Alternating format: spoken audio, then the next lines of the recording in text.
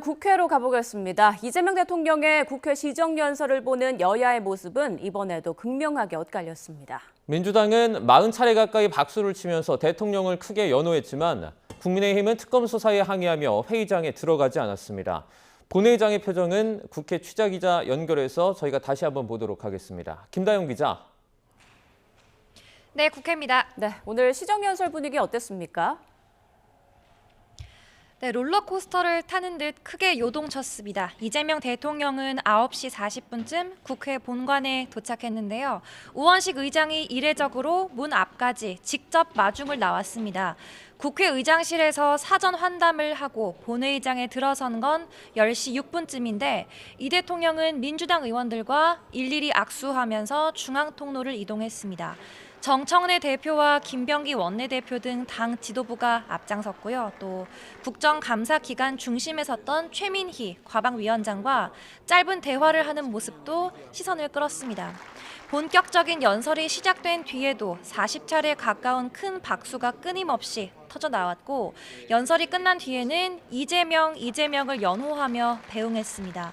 시정 연설을 놓고 호평도 잇따랐는데 정청래 대표는 자신의 SNS에 에이펙에 이어 오늘 이 대통령의 연설 내용과 태도 역시 A급이었다고 추켜 세웠습니다. 하지만 오늘 본회의장은 반쪽이었습니다. 국민의힘이 연설에 불참했기 때문인데요. 이 대통령은 시정연설 전에 야당석을 가리키며 좀 허전하다라고 말하기도 했습니다. 제1야당은 본회의장 바뀐 로텐더 홀에서 검은색 마스크에 상복 차림으로 침묵 시위에 나섰습니다. 자유민주주의가 사망했다는 의미의 근조 팻말과 또 야당 탄압, 불법 특검이라는 플래카드를 들고 이 대통령이 국회에 들어설 때 규탄했는데요.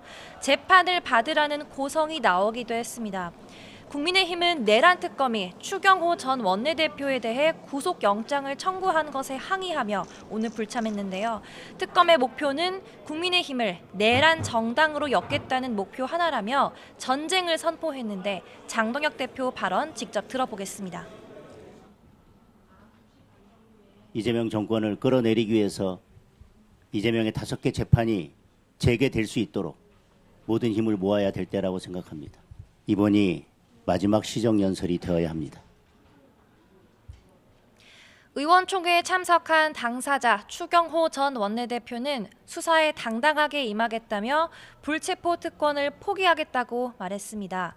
민주당도 야당이던 지난 2022년 이재명 당시 대표를 겨냥한 수사에 반발해 시정연설에 불참하고 규탄 대회를 연 적이 있습니다. 네, 시정연설을 앞두고 이뤄진 사전 환담에도 국민의힘은 불참했죠. 네, 민주당과 조국혁신당 측만 참석했습니다. 환담은 20분 정도 진행됐습니다. 이재명 대통령은 이 자리에서 지나고 보면 차이라는 건 크지 않고 결국 우리가 얼마나 단결하냐에 나라의 운명이 달려있다며 연대를 강조했습니다. 이에 우원식 국회의장 역시 긴축에서 확장 재정으로 정부의 기조가 바뀌는 시기이니만큼 협력이 중요하다며 국회의 협조를 당부하기도 했습니다. 또 국민의힘뿐만 아니라 지난해 시정연설에 불참한 윤석열 전 대통령을 겨냥하기도 했는데 발언 함께 듣고 오시죠. 서로 연대하면서 힘을 모아 나갈 것이냐에 이 나라의 운명이 달려있다고 생각합니다. 일치 단계를 못할지라도 한 방향을 향해서 같이 가면 좋겠습니다. 우리 국회가 특히 그런 역할을 하는 곳이잖아요. 작년 25년 시정연설할 때는 대통령께서 오지 않으셔서 그렇군요. 예, 그래서 참 서운했었는데 대통령께서 이렇게 와서 오늘 시정연설 하시는 것은 국민들이 볼 때 든든한 마음이 생길 것이라고 생각합니다. 관례에 따라 환담에는 국회의장뿐만 아니라 대법원장과 헌법재판소장, 선관위원장, 감사원장 등 5부 요인도 참석했습니다. 국감 기간 여당의 표적이 됐던 조희대 대법원장도 당연히 함께 했는데 이 대통령이 기관장들의 지원 덕에 에이펙에서 좋은 성과를 낼 수 있었다며 감사를 표하자 조 대법원장이 예라며 짧게 화답하는 모습도 볼 수 있었습니다. 네, 그리고 민주당이 하루 만에 철회한 재판중지법 추진을 두고도 후폭풍이 이어지고 있죠. 네, 재판중지법은 현직 대통령의 재판을 멈추기 위한 법으로 민주당이 추진하려 했지만 대통령실이 제동을 걸면서 하루 만에 철회됐죠.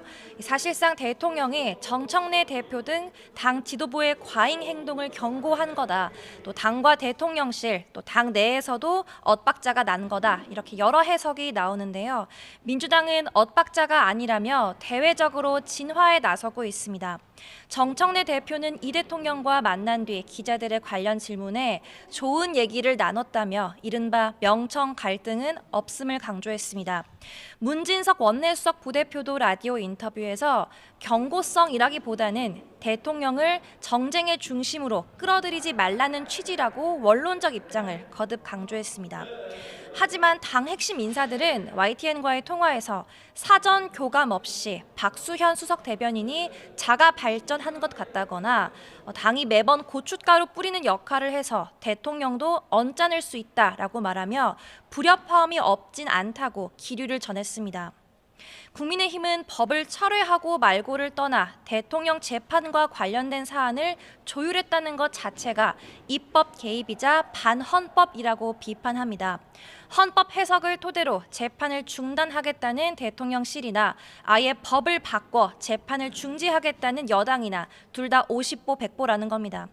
그러면서 이 대통령을 향해서는 결백하다면 법정에서 증명하라고 요구했고 사법부 역시 주저 말고 재판을 속행하라고 압박했습니다.